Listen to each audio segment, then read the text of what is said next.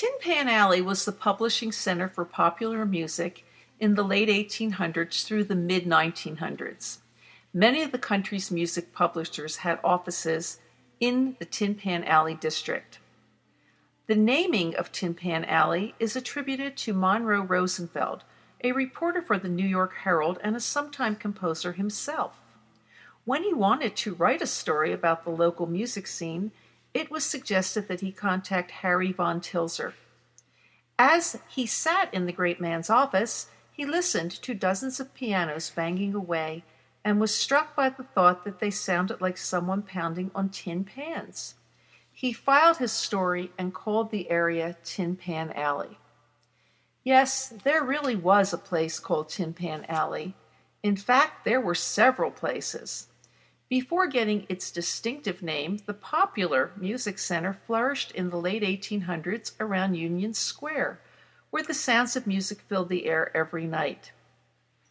There was Tony Pastor's Musical Hall, where people like Lillian Russell and Eddie Foy held forth. Across the way was the Academy of Music, America's premier opera house, which was so socially elevated that even the Vanderbilts could not obtain their own box seats. Nearby was the Alhambra, which hosted gigantic musical extravaganzas. When these and other legitimate theaters moved upon, Tin Pan Alley followed along with them to 28th Street and eventually moved with the main stem on up to the West 40s. However, Tin Pan Alley was always as much a spirit and idea as it was a geographic location. It went where the action was, and like a herd of lemmings, the denizens of Tin Pan Alley followed the action to their deaths. But while they lived, they certainly made a joyful noise. The history of Tin Pan Alley is a history of the United States as seen by its tunesmiths. We find an incredible variety of materials documented in songs which do indeed seem to have mirrored every aspect of American life from the beginning of Tin Pan Alley in the 1890s to the latest digital technology. We can chronicle the changing musical tastes of Americans, along with our social, economic, and political concerns, by the kinds of popular music we bought, played, and listened to, from the tearjerker to the latest rock song. During the Tin Pan Alley era, a song's popularity was determined not by the number of records it sold, but by the number of copies of sheet music it sold.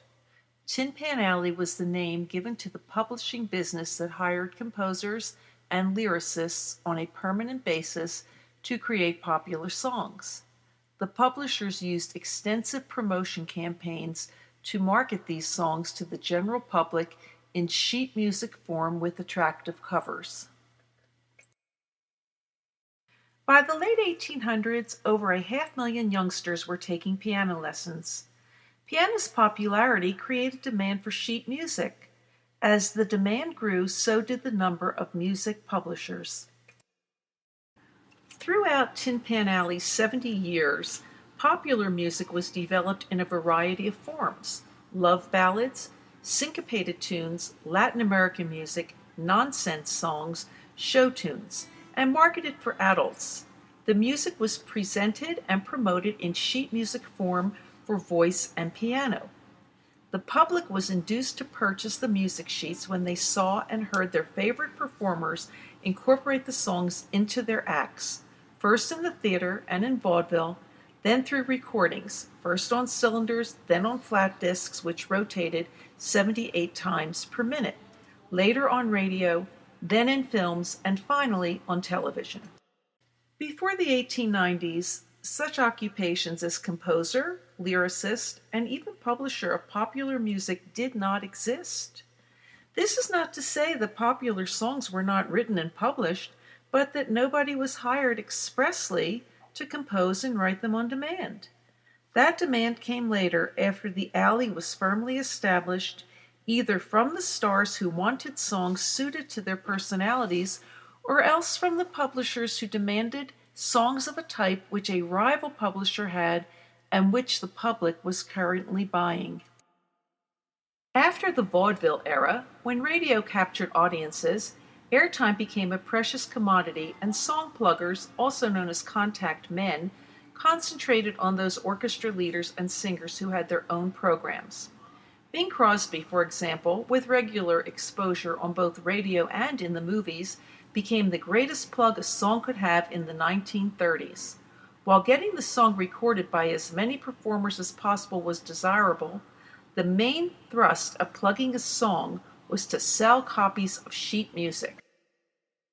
Along with getting a star to use a song in the act or on the air, publishers discovered early in the history of Tin Pan Alley that the song's cover played a most important role in the selling of the popular sheet music. The covers shown in this presentation show the great care the publishers took with them. Sometimes a combination of photograph and illustration was used. Sometimes a performer's photograph appeared on the cover.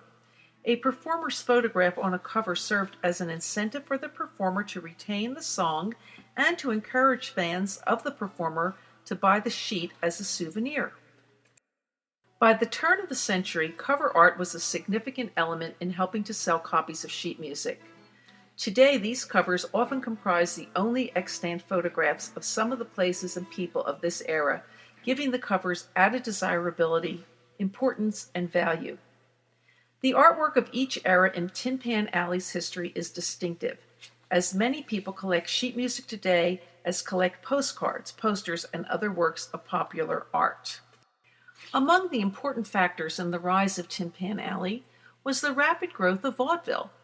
Theaters were constructed across the country in great numbers beginning in the late 1800s.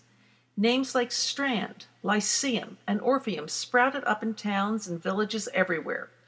All were supplied talent by booking agencies such as William Morris and Keith Albee, most of which were located in New York City. Each year, before they set out to troupe across the country, vaudeville performers would stop at publishing houses for songs they might use to freshen up their acts. For a star, staff composers and lyricists would create special material for their exclusive use. Tin Pan Alley songs did not, by and large, deal directly with the troubling issues of their times. Popular songs and the musical plays and films in which they appeared instead typically aimed to help people escape the pressures of daily life. Both in lyrical content and performance style, the Tin Pan Alley song explored the ideal of romantic love.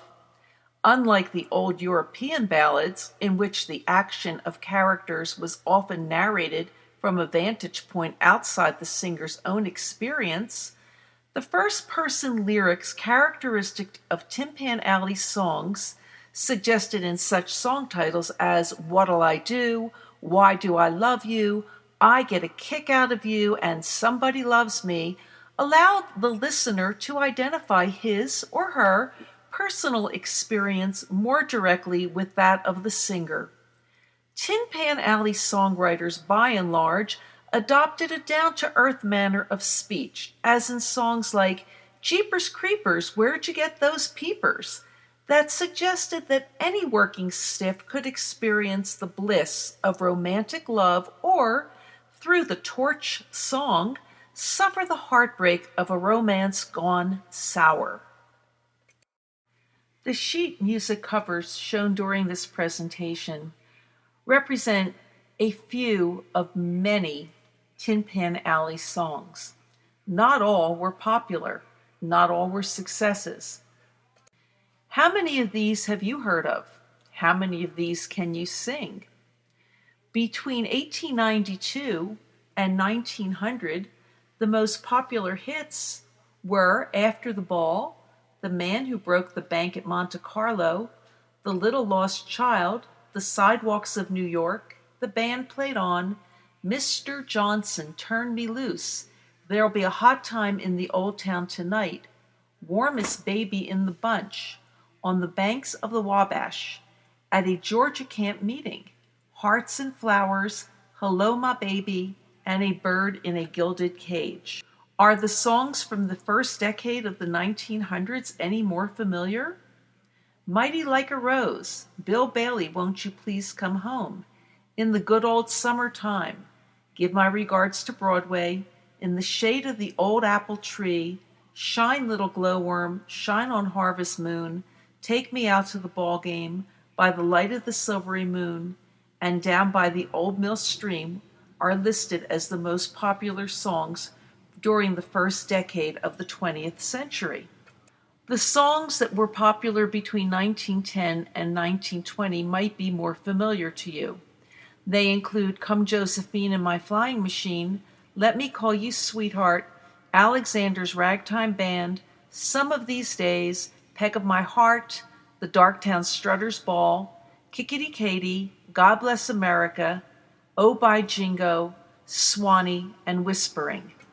The Japanese Sandman begins the most popular songs listed for 1920 through 1930.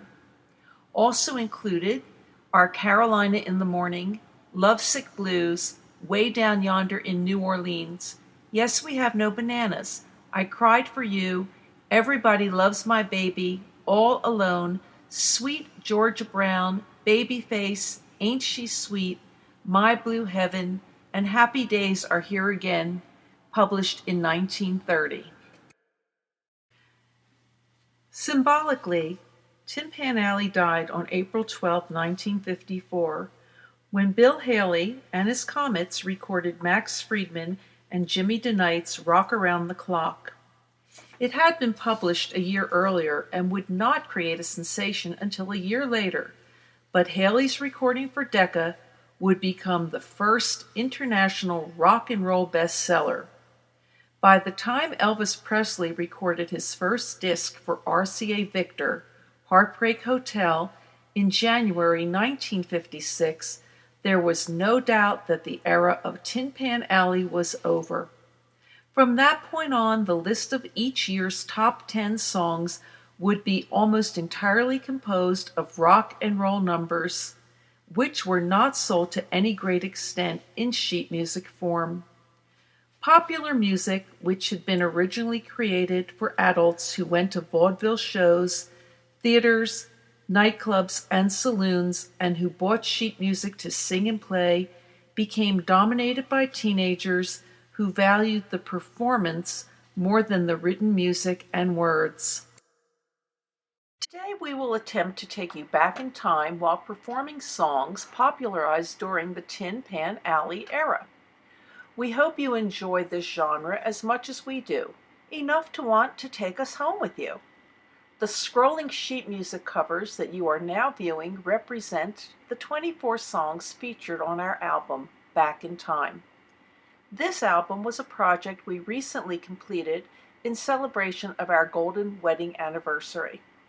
Our CDs will be available in the lobby after the show. Be sure to stop by and say hello, and also sign up for our email list. We send out announcements about free and/or affordable musical events in our state, many of which are supported by the Music Guild of New Mexico. We hope you enjoy this show.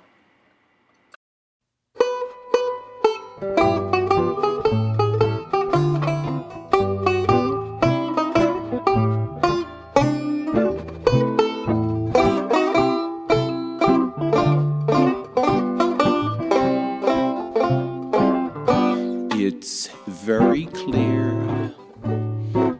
our love is here to stay.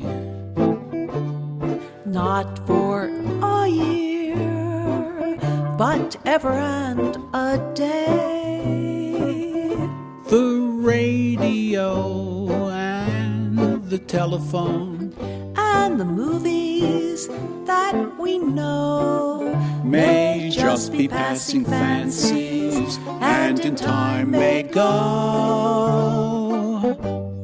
But oh my dear, our love is here to stay. Together we're going a long, long way. In time the Rockies may crumble, Gibraltar may tumble, they're only made of clay, but our love is here to stay.